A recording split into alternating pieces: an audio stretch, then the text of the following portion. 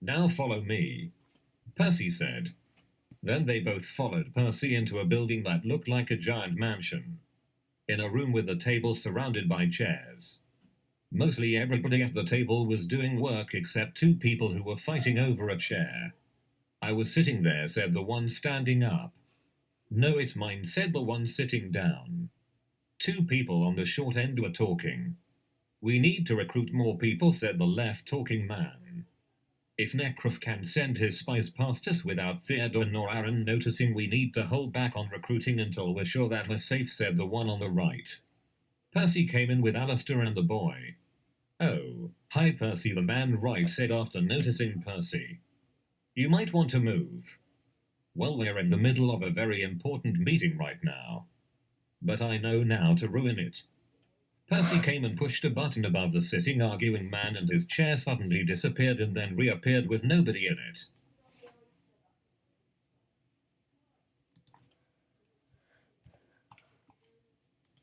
How to ruin it. Percy came and pushed a button above the sitting arguing man, and his chair suddenly disappeared and then reappeared with nobody in it. The other man proceeded to sit down in the now vacant spot. In reply, Percy did the same thing with his chair. Then Percy sat down in the chair. Then the other person next to him said, "Don't abuse the chair system," and then press Percy's button. Then someone said, "But you just used the system." Then, trying to stop the person, he pushed the button of the guy next to him.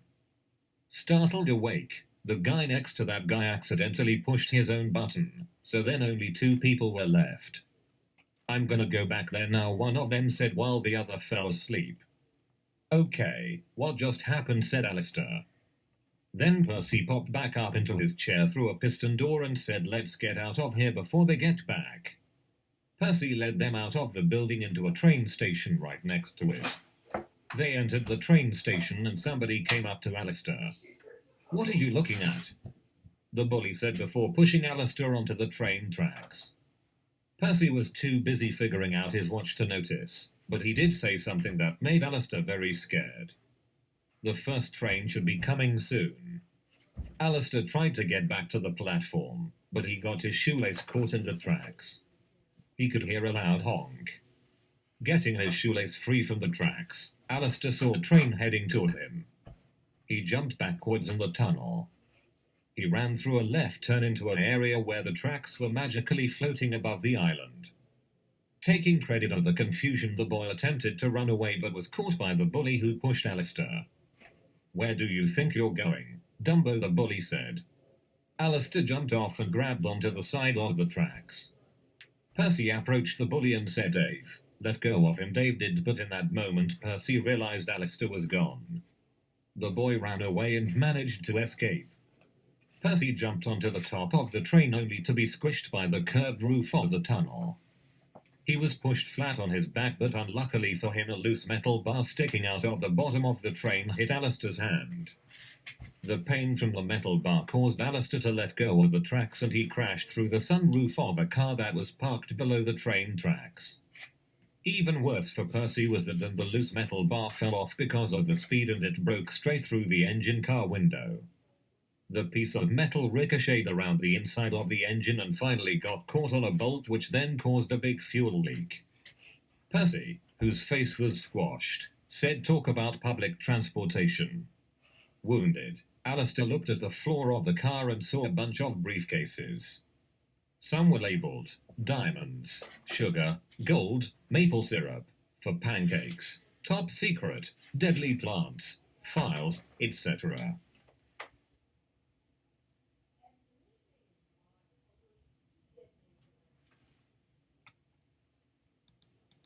Some were labeled diamonds, sugar, gold, maple syrup, for pancakes, top secret, deadly plants, files, etc. Some were not. He got up and heard a rumbling behind him. "Hey, somebody's breaking into our car." Alistair turned and saw three men in a black van that was heading straight for him. Two men in the front seats and one in the back. Full of fear, he jumped back, causing a briefcase to land on the gas pedal. He turned the car and it started driving really fast. Since the road was straight and he didn't need to steer, he looked out the back window as the men instead of the road. The man in the back seat held up his hands and large metal claws protruded from the ends of his fingers. He cut a square out of the window pane. Alistair recognized the man in the passenger seat of the van, who turned out to be Han. Han said, "Quit messing around, Fox." He then climbed through the sunroof and stood on top of the car. He took out his wand and pointed it at the car. He fired a streak of green light. It missed the car and instead flew across the city and hit a skyscraper, which flew to them and stopped right next to the van. The van then went under a stoplight bar, or whatever it's called, and Han ran straight into it. He stuck to the bar for a few seconds, then grabbed on to keep from falling. He yelled at his companions, "Turn the car around, you twits."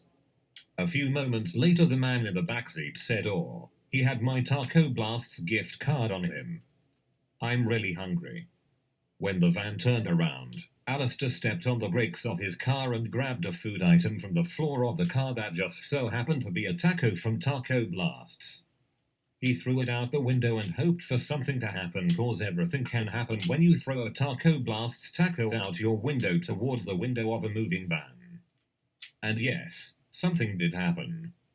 Fox stupidly lunged at the taco, which had landed on the back window, forgetting that he could not reach his hand through glass. When he lunged, he kicked the driver, who then hit his head on a button that did some crazy stuff with a sunroof. And at the end of it all we had was our good old Han bent backwards over a stoplight bar. The driver turned around to yell at Fox. Fox yelled, "Pay attention to the road." So the driver turned back around. He accidentally hit the steering wheel with his head, which turned the car to the left. He swerved right, but it went too far and the car started drifting into the lane next to them, which was closed down.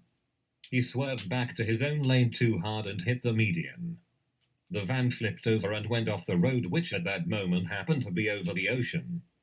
Alistair got out of the car he was in and walked over to find out that the driver had jumped out the window and had grabbed onto the edge of the road.